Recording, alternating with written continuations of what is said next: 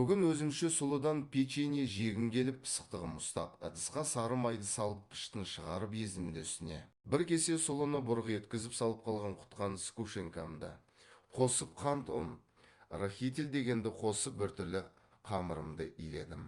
Артынша қызып тұрған печкамның табасына осылай қамырды бөліп қолмен салдым. Ұлымдар жағаласқанда жақсы көреді жеме десем де, арасында жеп қояды.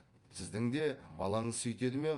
Қолымызды жылы суға салып печеньелерді үстінен басып формаға келтіріп аламыз, ше саламыз.